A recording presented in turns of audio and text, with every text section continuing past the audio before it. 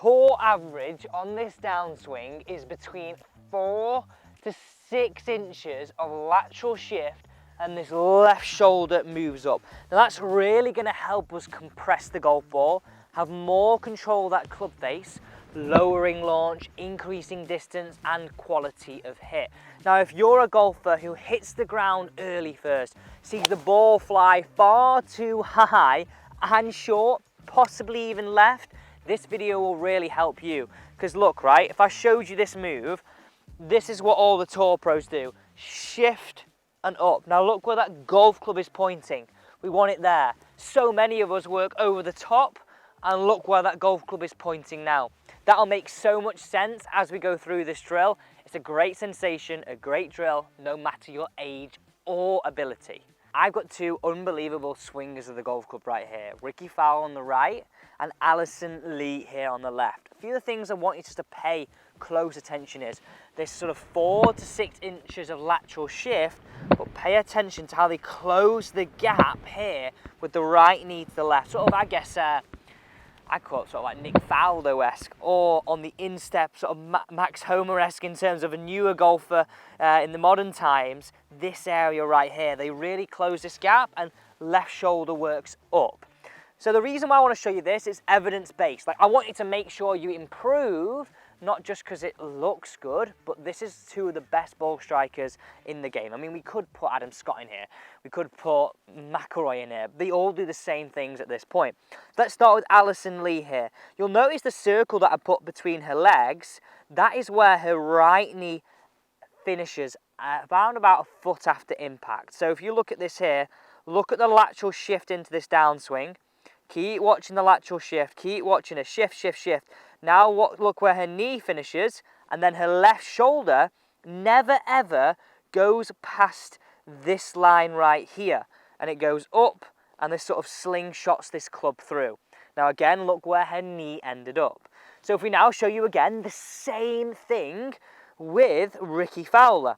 Look how he laterally shifts into this point, closing the gap between left and right knee, and look where left shoulder works up and away.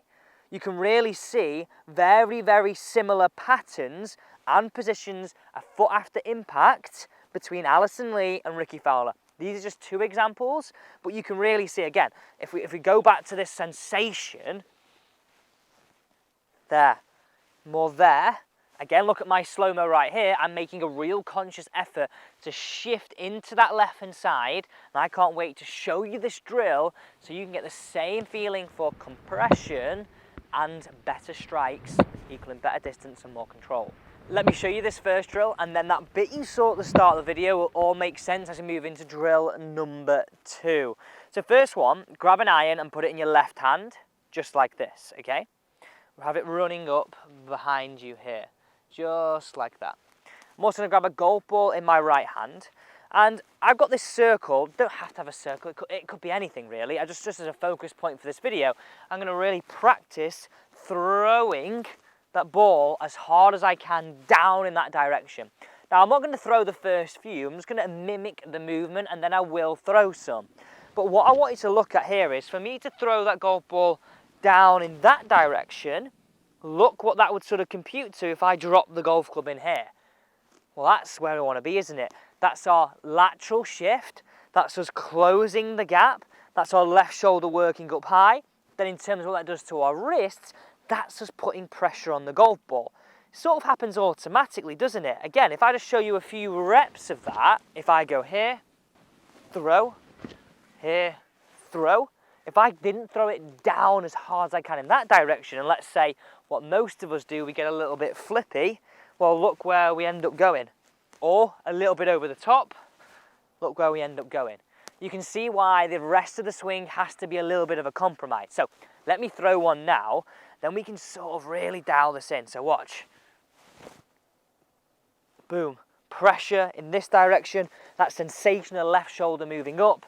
That is a great way and a great feeling to start this drill. So actually, you know what? Let's have a look at each on the screen here. You can see the subtle differences between the good, the over the top, and that sort of scoopy look to impact. Other things you'll really see is I'm not only closing the gap between my right and my left knee, my left shoulder working up, but on the good one, I'm getting more crunching down over the golf ball. So you see all those positions now, don't you, from all the top players? This is what we're going to work on this next phase of the drill, which all brings you into where we started on this video and the sensations I want you to take to the golf course when you next play. Let's now take you full circle back to that drill we had at the start. So the key areas we're looking at: left shoulder working high, more lateral shift, closing this gap, and that really will encourage this. Now, I said to you at the start of the video, we don't want to ever see this sticking out in this direction. What we're really trying to promote, if we want to compress the golf ball, launch it a little bit lower, have that ball that just fizzes through that wind, and I've shown so many students both in person and online this method, we want that. I want you to practice keeping that golf club pointing behind you just like that. You can see here, I'm shifting, I'm closing the gap, my left shoulder's working high. This is the method I'd be using. Now, if you're left-handed, you just literally simply flip this to the other side. So once you get that sensation, and again, we're all about creating this from face on, and then this from down the line. Again, look at the slow-mos right here. This is what we're about to really bring into your game. Grab 3 golf balls, something you can do on the range, something you can really bring into your swing. The first shot I want you to hit is just a half shot, working towards the sensation and the feeling you got from that drill, okay? What you got from that drill. So watch me here. I'm really going to exaggerate it, but also watch the quality of the hit. I'm really shifting and into there. Now look where I finished. If I bring that golf club back, where's that pointing? I'm not out and over here. That's the first ball I want you to hit. The second ball, it's really easy, this drill, but as long as you bring it up and build it through these stages, it will move into your game. If you don't move it through these stages, you're less likely for it to come into your game. So ball number 2, it's full length swings now, but at half speed. Okay, so again, something that looks a little bit like this. Whoa, just look at the launch on that. That felt buttery good. Whew, that was really good. And you can really exaggerate the motion in the swing. So that was ball 2. Let's re-watch that one over again. You can really see I'm working laterally. I'm closing the gap between my right and my left knee. Left shoulder's working high. And also as a byproduct of that, I now can compress the golf ball easier. These are the things that I want you to concentrate on. The right dominoes to get the right outcomes. So that. Okay, right. Let me hit one more. So then once you're getting more comfortable, you've gone half. Now you've gone full length, half speed. Go with this with caution, but you can then feel that you're closing that gap here, but now at full speed. I mean, I can't hit a better shot than that. And that is exactly what I want you to say more often. So follow that advice of that evidence-based learning right there, here for simple golf tips on Alex Elliott Golf.